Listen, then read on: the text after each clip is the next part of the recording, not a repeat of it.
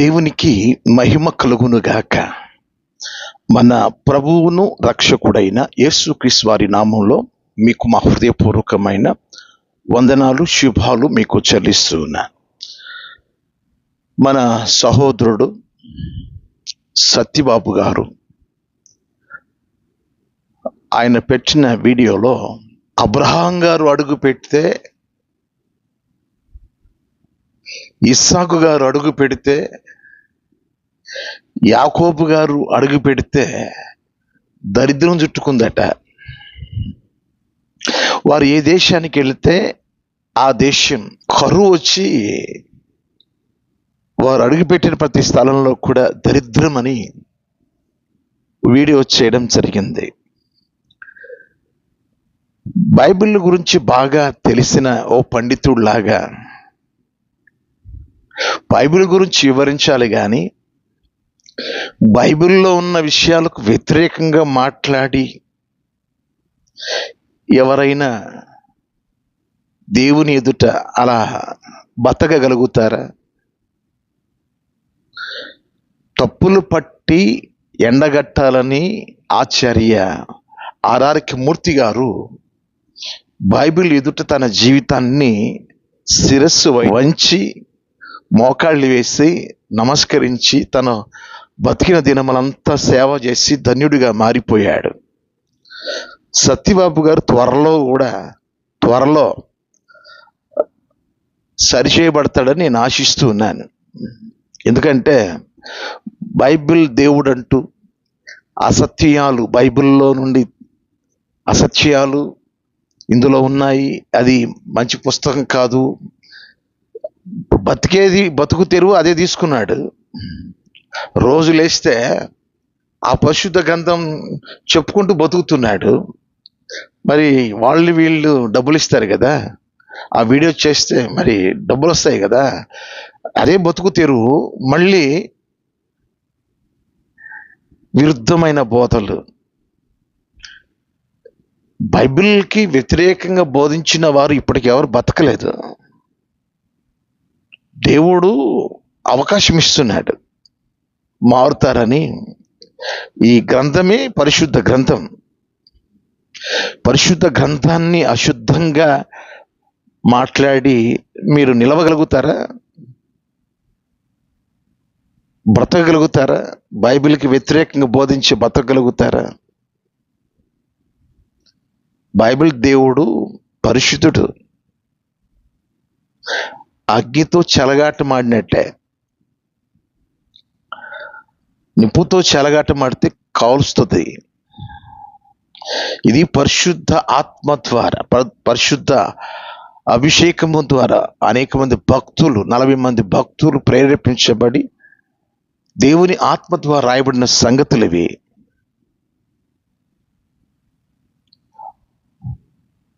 వాళ్ళు అడుగు పెడితే కరువు వచ్చిందా, దరిద్రం వచ్చిందా? చూడండి, సత్యబాబు మాట్లాడిన మాటలు చూడండి, ఒకసారి ఆ వీడియో వినండి.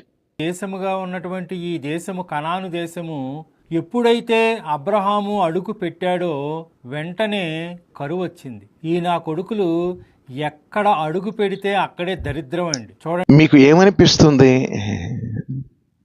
హృదయము నిండిన దాన్ని బట్టి నోరు మాట్లాడుతుంది. హృదయంలో ద్వేషము, అసూయ పెట్టుకొని కక్షతో సాధించినట్టుగా, కక్షతో మాట్లాడుతున్నట్టుగా ఉంది. కానీ క్రైస్తవులకు ఆరాధ్య దైవమైన ఆ దేవుని గ్రంథంతో ఇతడు వ్యతిరేకంగా మాట్లాడుతున్నప్పుడు క్రైస్తవులు విన్నప్పుడు ఊరుకుంటారా? తప్పుగా వీడియో చేయాలి కదా. కాబట్టి సత్యబాబు గారి యొక్క knowledge, Bible knowledge zero, nothing. నిజంగానే అప్పట్లో ఏదో సేవ చేశానని చెప్తున్నాడు. నిజంగా మంచి నాలెడ్జ్ ఉంటే అందులో ఉండి ఇప్పుడు మంచిగా ఉండేవాడు. అయినా ఇంటికి వెళ్ళి ఏదో పని చేసుకుంటే బాగుండేది. ఈ దేవునితోని చెలగాటమాడుతున్నావా సత్యబాబు? ఆడుకో, ఎంతకాలం ఆడతావు ఆడుకో, ఆడు. ఎంతకాలం ఆడతావాడు? దేశాలు పారిపోయినాయి. యెహోషాపాతు యూదులకు రాజుగా ఉన్న దినాలలో 3 సైన్యాలు, గొప్ప సైన్యాలు ఆయన మీదకి వచ్చినప్పుడు ఉపవాసముని ప్రార్థన చేశాడంతే. అది దినవృత్తాంతముల 2వ గ్రంథం 20వ అధ్యాయంలో ఆ స్టోరీ ఉంటుంది. 3 సైన్యాలు వారికి వారు పొడుచుకొని చచ్చారు. గొప్ప సైన్యం అది. వారి ఎదుట మేము దేనికి చాలం ప్రభా, నీవే మాకు సహాయం చేయమని ఉపవాసం ఉండి ప్రార్థన చేయడం జరిగింది అంతే. కాబట్టి సత్యబాబు గారు, మీరు కరువు గురించి మాట్లాడారు. ఆదికాండం 12వ అధ్యాయం 10వ వాక్యంలో అబ్రహాం గారు అడుగు పెడితే కరువు వచ్చింది. ఆదికాండం 26వ అధ్యాయం 1వ వాక్యంలో ఇస్సాకు గారు అడుగు పెడితే కరువు వచ్చింది. యాకోబు గారు ఆదికాండం 42వ అధ్యాయం 5వ వాక్యంలో ఆయన అడుగు పెడితే కరువు వచ్చింది. అంటే కరువు రావడానికి కారణం ఏంటో నీకు తెలియదు, పని చేసుకోకూడదు. కరువు ఎందుకు వస్తుందో తెలియదు. ఏ బైబిల్ ఎక్కడ చదివా నాన్న? ఏ బైబిల్ ఇన్స్టిట్యూషన్లో చదివావు? ఏ గురువు గారి దగ్గర నేర్చుకున్నావు? నీ ఇష్టం అనుకుంటున్నావా బైబిల్ను నీ ఇష్టానుసారంగా బోధించడానికి? జాగ్రత్త. కరువు ఎందుకు వస్తుంది? 3 కరువులు వచ్చినా చెప్పావు. అబ్రహాం కాలంలో, ఇస్సాకు కాలంలో, యాకోబు కాలంలో కరువు వచ్చింది. ఎందుకు వచ్చింది కరువు? అంటే వీళ్ళు అడుగు పెడితే కరువు వచ్చిందని రెఫరెన్స్ చూపించావా? అడుగు పెట్టడం చేత, వారు అడుగు పెట్టడం చేత కరువు వచ్చిందని ఉంది అక్కడ బైబిల్లో? లేదు కదా, చూపించలేదు కదా. అంటే వినేవాళ్ళు ఉన్నారనా ఏంటి? సత్యబాబు, మీ ఉద్దేశం ఏంటి? ఎందుకు కరువు వస్తుంది? కరువు ఎందుకు వస్తుంది నేర్చుకోవచ్చు కదా, లేదు పని చేసుకోయా. కరువు ఎందుకు వస్తుందో నేను చెప్తాను, వీడియో తీసేయి. ఎవరనుకుంటున్నా? అబ్రహాం గారు ఎవరనుకుంటున్నావు? అబ్రహాం గారు ఎవరు తెలుసా? యాకోబు రాసిన పత్రిక 2వ అధ్యాయంలో 23వ వాక్యంలో దేవుని స్నేహితుడు. అబ్రహాం గారు దేవుని స్నేహితుడు. అర్థమైందా? ఇస్సాకు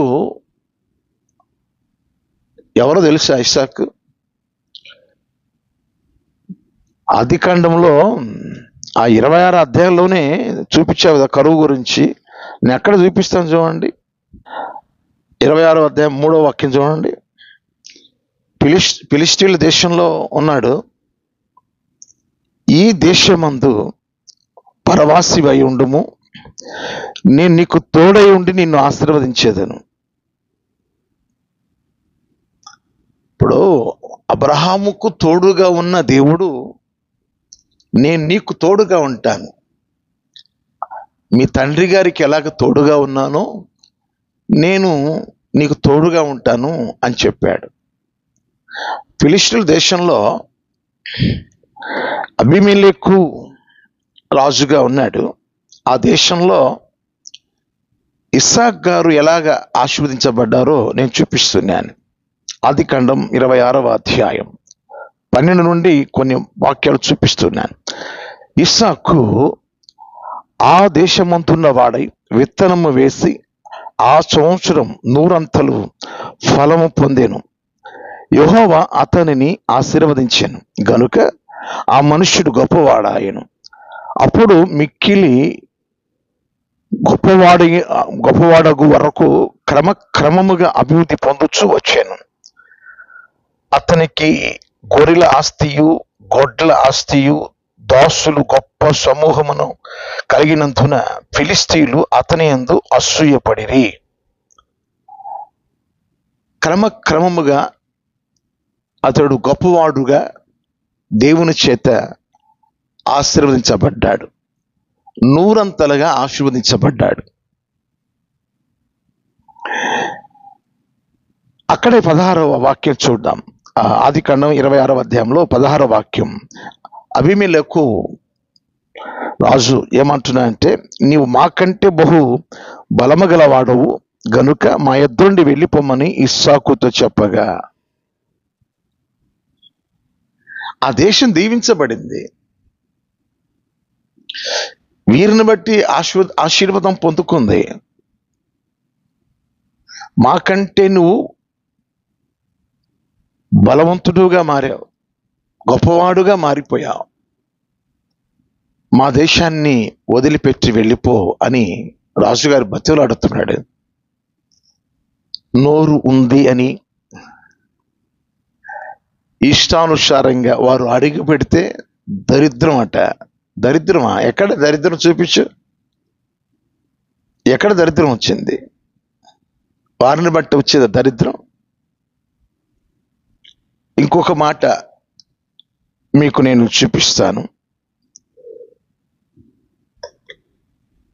యాకోబు మీకు తెలుసు కదా, యాకోబు గారి పరిస్థితి.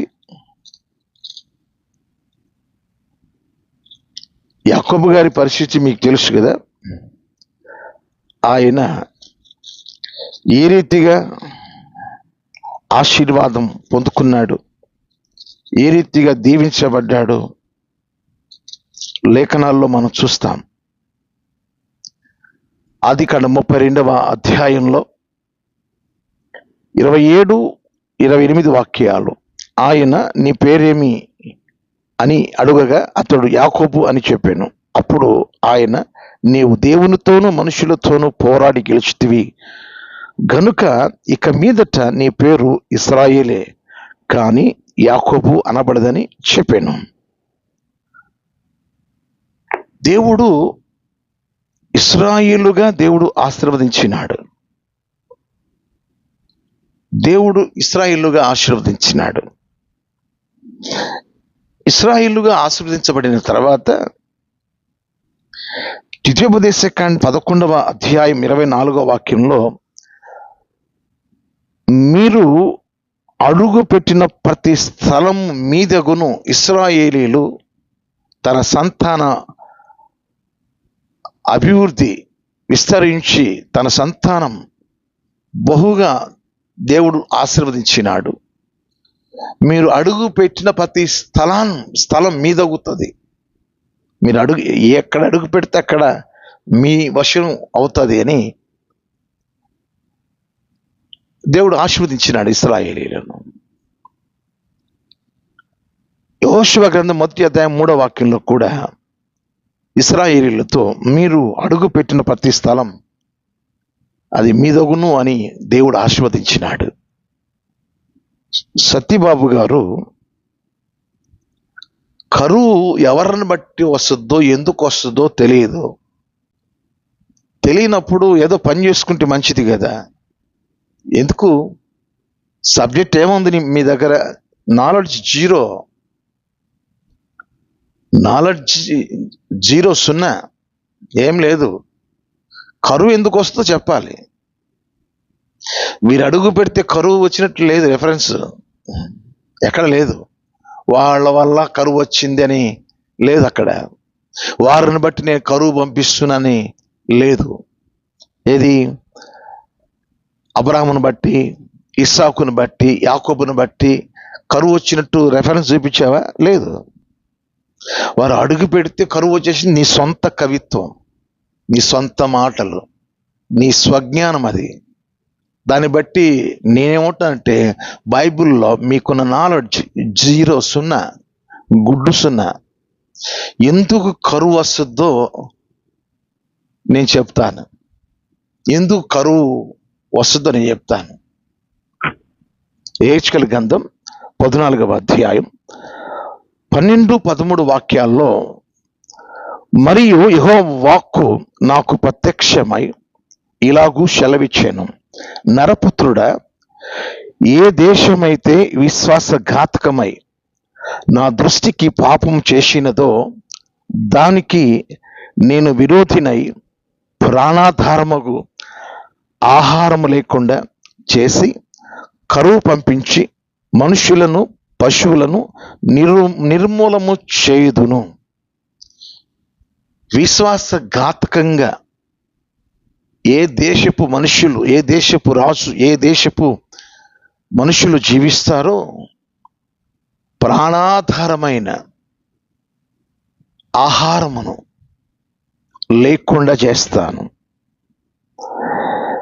మనుషులకు పశువులకు ఆహారం లేకుండా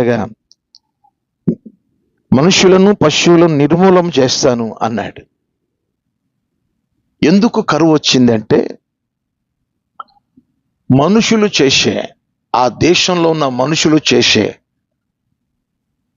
విశ్వాసఘాతకం, అంటే దేవుని మరచి నిజదేవుణ్ణి తెలుసుకోక, నిజదేవుణ్ణి ఆరాధించక, సృష్టిని మానవుని చేతి తయారైన విగ్రహములను, ఈ సృష్టిని ఆరాధిస్తే ఏ దేశం విశ్వాసఘాతకంగా ఉంటుందో ప్రాణాధారముకు ఆహారమును లేకుండా చేస్తాను అన్నాడు. వాళ్ళెవరు? అబ్రహాం గారు, ఇస్సాకు, యాకోబు, వీళ్ళెవరిళ్ళు? దేవుని పిల్లలు వీళ్ళు. వీళ్ళు ఎక్కడికి వెళ్తే అక్కడ ఆశీర్వాదం. ఆదికాండం 24వ అధ్యాయం 1వ వాక్యంలో అబ్రహామును అన్ని విషయములలో దేవుడు ఆశీర్వదించాను అని ఉంటది. వాళ్ళు ఆశీర్వాదానికి కారకులు. వారు ఎక్కడికి వెళ్తే అక్కడ ఆశీర్వాదం. సతీబాబు గారు, వారు ఎక్కడికి వెళ్తే అక్కడ దరిద్రం కాదు, వారు ఎక్కడికి వెళ్తే అక్కడ ఆశీర్వాదం. వారు అడుగుపెట్టిన ప్రతి స్థలంలో ఆశీర్వాదమే, దరిద్రం కాదు. ఎవరు చెప్పారు నీకు? బైబిల్లో ఉందా? చూపించు. కాబట్టి బైబిల్ మూసేసి ఏదో పని చేసుకో, బాగుంటుంది, గౌరవం ఉంటుంది. బైబిల్కి వ్యతిరేకంగా బోధించుకో.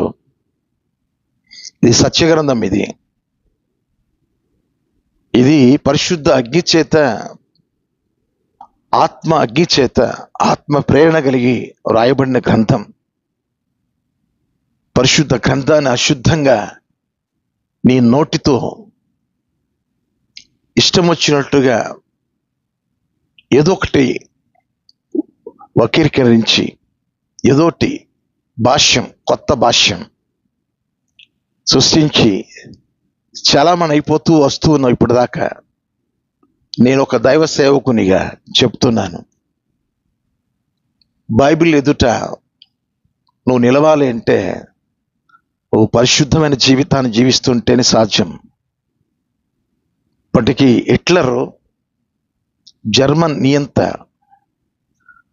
బైబిల్ లేకుండా చేద్దాం అనుకున్నాడు. నాజ్ అనే ఒక పార్టీని ఏర్పాటు చేసి, ఆ పార్టీ సిద్ధాంతాలు, తను ఏర్పరిచిన రేడియో స్టేషన్లో నాజ్ ఆ సిద్ధాంతాలను ప్రసారం చేయించేవాడు. యూదులను అనేక మందిని మట్టు పెట్టాడు. వారి తల వెంట్రుకలను దిండులో పెట్టుకొని నిద్రపోయారు. వారి రక్తాన్ని పొలాల్లో చిమ్మారు. ఒకరోజు దేవుని ఉగ్రత వచ్చింది. చిన్న జ్వరంతో చచ్చిపోయాడు. తర్వాత ఏ స్టేషన్లో తన పార్టీ గురించి ప్రసారం చేశాడో అదే స్టేషన్లో ఈరోజు బైబిల్స్ ప్రింట్ అవుతున్నాయి. దేవునికి మహిమ కలుగును గాక. జర్మనీ దేశానికి వెళ్ళి అక్కడ అడిగితే చెప్తారు, ఏ స్టేషన్ నుంచి, ఏ రేడియో స్టేషన్ నుంచి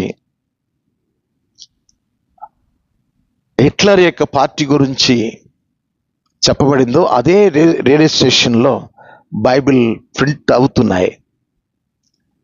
కాబట్టి సత్యానికి వ్యతిరేకంగా బోధించకూడదు, సత్యాన్ని సత్యంగా చెప్పాలి. ఇది పరిశుద్ధ గ్రంథం. ఇందులో ఏదో తప్పులు పట్టేద్దాం, ఇందులో ఏదో తెలియని విషయాలు ప్రజలకు నేర్పించేద్దాం. ఏం నేర్పిస్తారు మీరు? మీ వల్ల అవుతుందా? కాబట్టి సత్యబాబు గారు ఏదో పని చేసుకోండి, గౌరవంగా బతకండి. ఇది క్రైస్తవుల భక్తికి మూలం, క్రైస్తవుల ప్రాణాధారం. వారి మనోభావాలను దెబ్బతీయడానికి నువ్వు ప్రయత్నం చేస్తే, దేవుని చేతుల్లో పడితే, జీవం గల దేవుని చేతుల్లో పడుట బహు భయంకరం. ఏదో సాధించేస్తున్నాం మనం. వాళ్ళని భక్తులు అడుగు పెడితే దరిద్రమా? ఏదో రెఫరెన్స్ చూపించు, ఒక రెఫరెన్స్ చూపించు. వాళ్ళు అడిగి పెడితే కరువు వచ్చిందని. ఏ దేశమైతే విశ్వాసఘాతకంగా దేవుని స్థానంలో విగ్రహ ఆరాధన పెట్టుకొని జీవిస్తారో, విగ్రహాలను పెట్టుకుని జీవిస్తారో, దేవునికి వ్యతిరేకంగా కార్యాలు చేస్తారో, దానికి పనిష్మెంట్గా మనుషులకు జీవాధారమైన ఆహారం లేకుండా చేస్తానని, కరువును పంపిస్తానని చెప్పాడు. సుమారుగా బైబిల్లో 13 కరువులు ఉన్నాయి. ఆ 13 కరువుల వెనుక మనుషులు చేసిన పాపాన్ని బట్టి వచ్చాయి. కాబట్టి మనుషుల పాపాల వలన కరువు వస్తుంది. మనుషులు చేసిన వ్యతిరేకతను బట్టి, దేవునికి చేసే తిరుగుబాటును బట్టి, దేవునికి ఏదైతే చేయకూడదో ఆ పని చేస్తే దేవుని కోపానికి ఆహుతి అవుతారు. కాబట్టి సతీబాబు గారు బైబిల్ జోలికి రాకండి, ఏదో పని చేసుకోండి. ఏ పని చేసుకున్నా బతకగలుగుతాం చక్కగా. అంతేగాని ఈ పని సీరియల్గా ఏదో బైబిల్ పండితుల్లాగా బైబిల్ పెట్టుకొని చేతుల్లో బైబిల్ మీకెందుకు బైబిల్తో పని? మీకు ఇప్పుడు ఎవరైనా లెక్చరర్ కానీ వేరే ఎవరైనా ఒక గ్రంథాన్ని పట్టుకుని బోధిస్తుంటే మంచి విషయాలు బోధిస్తారు. మీరు ఎందుకు పట్టుకున్నట్టు? బతకలేక వ్యతిరేకంగా బోధిస్తే మనకు డబ్బులు వచ్చి పడతాయనే. ఇప్పుడు పరిశుద్ధ గ్రంథాన్ని పట్టుకున్న దేనికి? బోధించడానికి. ఏం గ్రంథంలో ఉన్న విషయాలు బోధించాలి కదా, మంచి విషయాలు. ఇప్పుడు ఈ గ్రంథం తప్పుడు గ్రంథం అని చెప్తున్నావు, దాంతో ఏం పని మీకు? మంచి గ్రంథం కాదు, దాంతో ఏం పని? పని చేసుకోవచ్చు కదా. అంటే క్రైస్తవులు దేవునికి వ్యతిరేకంగా, క్రైస్తవులకు విరోధంగా బోధించాలి. అదేనా మీ వృత్తి? మంచిదేనాది? మంచి విషయాలను చెడుగా తిప్పి మాట్లాడడం మంచిదేనా మీకు? కాబట్టి సబ్జెక్ట్ లేదు మీ దగ్గర, జీరో నాలెడ్జ్, లేదా బైబిల్ కళాశాలకు వెళ్ళండి, నేర్చుకోండి, విషయాలు తెలుసుకోండి. అప్పుడు బైబిల్ పట్టుకుని మంచిగా బోధించండి. ఎవరైనా లెక్చరర్ గారిని ఒక పుస్తకం పట్టుకొని ఇలా బోధిస్తున్నప్పుడు మంచి విషయాలు చెప్తారేమో, వింటారు. నువ్వేంటి క్రైస్తవులకి ప్రాణాధారమైన బైబిల్కి వ్యతిరేకంగా బోధిస్తే ఇప్పుడు ఏంటి? మీ విషయం ఏంటి? ఏం చేయాలని? బైబిల్ దేవునికి ఎదురు నిలబడిన వాళ్ళు ఎవరు లేరు ప్రపంచంలో. ఇది జీవం కలిగిన గ్రంథం, ఇది మాట్లాడే గ్రంథం. ఇది దేవుని చిత్తమైతే మరొకసారి కలుస్తాను. ఈ మంచి సమయాన్ని దేవుడు నాకు అనుగ్రహించినందులకు ఆ ప్రభువును స్తుతిస్తూ ఉన్నాను.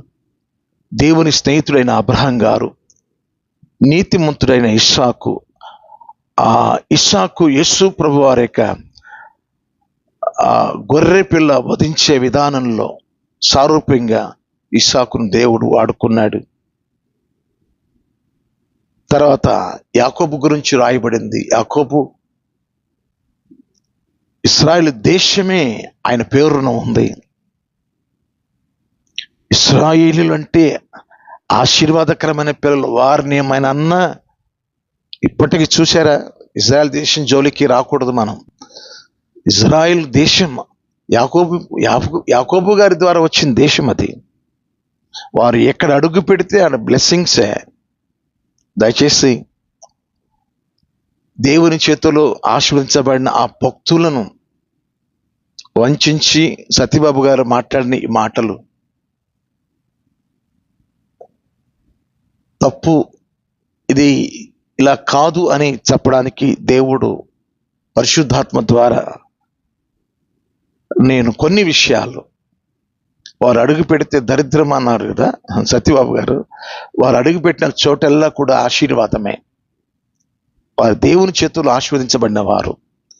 దేవుడు పిలుచుకొని వారిని వాడుకున్నాడు, వారిని దీవించాడు. అట్టి కృప దేవుడు మనందరికీ అనుగ్రహించి ఆశీర్వదించును గాక. May God bless you. Thank you. వందనాలు.